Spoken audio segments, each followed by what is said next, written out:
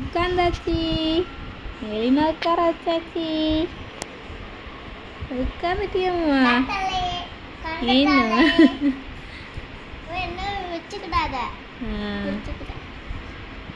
நல்லா இருக்கா? உட்கார வச்சாச்சு பாப்பாவே. மெலினா, ஏன் மெலினா இப்படி இருக்கு உட்கார?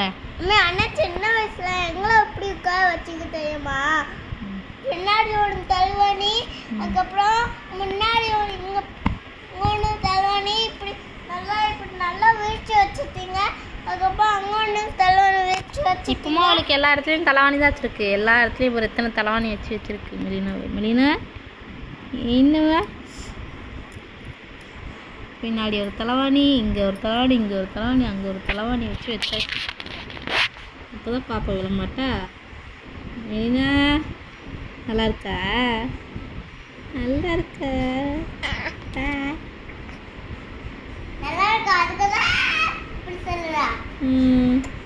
கொசு கடிச்சு விட்டுட்டு பிள்ளை ஒரு கொசு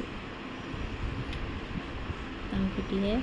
மெலினாக்கு நிறைய முடியாது. மெலினாக்கு கொண்டை போட்டுடலாம் போல, அவ்வளோ முடியாது. மெலினா மெலினா மெலினா கொண்டை போட்டலாமா?